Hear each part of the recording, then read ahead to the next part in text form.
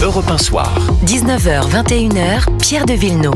Toujours avec Philippe Guibert et Joseph Massescaron, et nous accueillons Amélie de Bourbon-Parme. Bonsoir à vous. Bonsoir. Vous êtes historienne, vous avez fait l'amabilité de venir déjà pour le premier tome de cette trilogie des trafiquants d'éternité.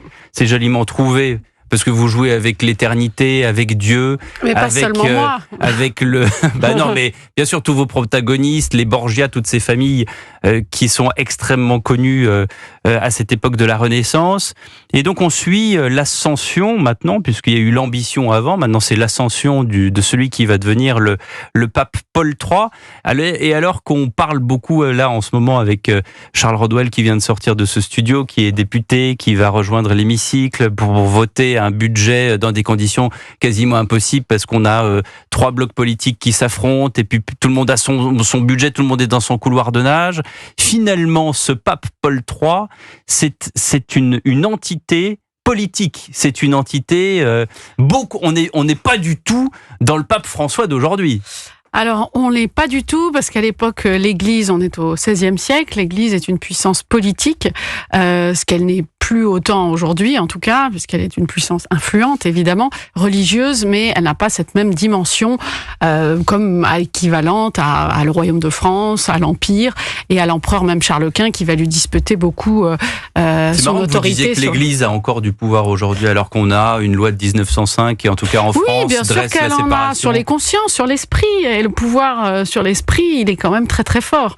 Donc évidemment, il est moins visible, moins tangible qu'à l'époque de la Renaissance, où le pape gouvernait un territoire, il avait un grand espace autour de Rome, et puis, et c'est tout le sujet, il avait aussi une capacité, avec des armées, à conquérir d'autres territoires. Et surtout, il avait son mot à dire sur énormément d'événements politiques dans les autres royaumes, et dans l'Empire aussi austro-hongrois.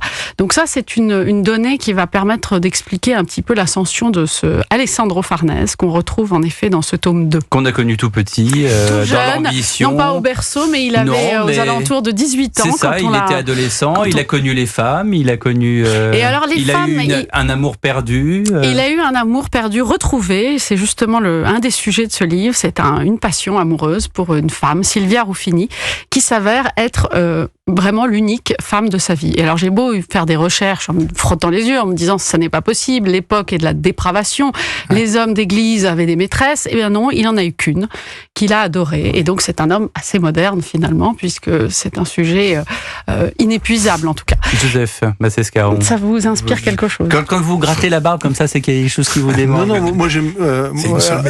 non, je suis sensible à la...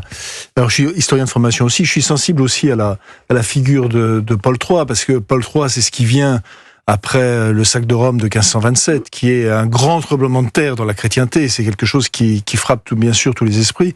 Et en fait, c'est par rapport évidemment aux coups de boutoir qui sont mis contre l'Église catholique, c'est la réorganisation de l'Inquisition, c'est la contre-réforme catholique, c'est aussi des dispositions qui sont prises, qui peuvent paraître révolutionnaires à l'époque, notamment le fameux texte Verita Ipsa qui est sur les Indiens d'Amérique. Dont il est l'auteur. Et il a cette caractéristique, donc justement humaniste. Alors là, vous grillez un tout petit peu vous spoilez légèrement, puisque en fait là vous parlez du tome 3 qui est le pontificat de Paul III. Là, on est vraiment dans son ascension. Comment il va devenir pape et comment il est possible que cet homme ait été élu pape à l'unanimité en 2 jours, alors que ses prédécesseurs, ça prenait des jours, des semaines, des mois. Mais c'est ce qu'on appelle aujourd'hui du lobbying, ma chère Amélie. Alors c'est justement tout le sujet. Oui, c'était plus que du lobbying, c'était un destin.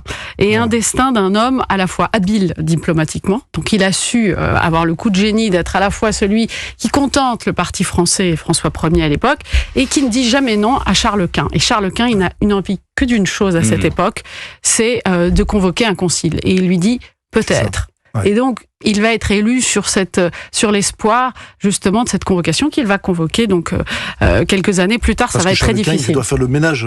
Oui, voilà, contre les luthériens énervés. Mais Charles Quint n'est pas très éloigné d'Amélie de Bourbon-Parme. Non plus, mais bon, voilà. Ça c'est pas le sujet du livre. J'ai écrit un roman là-dessus. C'est pas le sujet du livre. Enfin, c'est votre sujet, donc pardon. Il fait partie de l'histoire. Charles Quint est un protagoniste important, absolument clé et fascinant de cette histoire. Philippe Guibert. Mais alors moi, qui ne suis pas historien, j'ai un souvenir de Machiavel en revanche. Tout à fait, qui croise la route d'Alessandro. Et alors, c'est un des il est très critique, Machiavel, contre la papauté de manière générale. Il est critique, mais il a... Comme vous. Voilà, exactement. Il a justement joué un rôle absolument clé dans cette histoire, c'est qu'en effet, il critiquait la papauté. Il disait que c'était au fond la papauté qui empêchait l'unité italienne. Exactement. Et Alessandro va le croiser à plusieurs reprises, puisque c'est lui qui va suivre la vie de César Borgia et qui va la raconter si bien dans Le Prince. Et au fond, quand il va croiser Alessandro, il va lui dire une chose. Il va lui dire César Borgia n'a pas eu de chance. Et ça, c'est ce qui va faire basculer le destin du côté d'Alessandro. Et c'est lui qui va réussir ce que les Borgia n'ont pas réussi, c'est de créer un État pour ses enfants, pour sa descendance, et donc de créer une entité politique qui va lui survivre. Et ça, c'est, je pense, l'unique pape qui a réussi une telle tour de force. Et c'est aussi une des raisons pour lesquelles j'ai voulu raconter sa vie, parce qu'être à la fois un homme d'église, qui a aimé une femme, qui a été un père de famille, qui a été un politique brillant, père de famille aussi. Mérité. Une famille, il a eu 4 enfants. Il était très proche de sa fille. Dont un était duc de Parme. C'est justement, il est devenu duc de Parme. Bravo, c'est tout à fait ça. Et ce duché de Parme, qui lui survit donc à travers une partie de ma modeste personne, est aussi quelque chose d'assez intriguant et fascinant, à mon avis, pour le commun des mortels, pas seulement pour moi. Et c'est un mécène en plus. Et c'est en plus un mécène. Alors, il va évidemment faire construire ce magnifique palais Farnèse qui devient l'ambassade de France à Rome. Donc, je vous l'enlève de... Voilà, vous alliez le dire, hein, évidemment. Mais elle n'est pas dans le budget, je crois, l'ambassade de palais Farnèse. Je crois qu'elle coûte pas très cher. Non, mais aujourd'hui, vous savez, on en a parlé, là, et puis on en parle quand même tous les jours. Non, on peut s'attendre à beaucoup de choses. Non, mais à l'époque, l'Église était riche, pour reparler d'argent un tout petit peu, parce que c'est le thème de la soirée. Très important. Et donc, Alessandro Farnèse a reçu un nombre d'offices, de prébans, toute une sorte de titres qui l'ont fait être l'homme le plus riche du Sacré Collège à l'époque. Et c'est grâce à ça qu'il va s'imposer comme une sorte de vice-pape, comme vraiment un prince de l'Église, et qu'il va quand même aussi être élu, parce que à sa charge ecclésiastique était attaché un prestige ou non. Et puis il entretenait une cour absolument grandiose, avec des artistes, avec Michel-Ange a quand même dessiné la corniche de son palais, c'est lui qui lui a demandé de le faire. Et autour de lui vit l'héritage de cet humanisme rencontré à Florence sous Laurent le Médicis. En tout cas, merci de nous faire une page d'histoire dans cette émission qui se veut avant tout politique et économique. Mais c'est important parce qu'aujourd'hui, il y a beaucoup de nos amis, les politiques, qui viennent nous parler de l'école. Quel regard portez-vous aujourd'hui sur l'école de la République ? Est-ce qu'elle est suffisante ? Est-ce qu'elle devrait justement avoir des petits encarts de renaissance de l'histoire de Paul III ?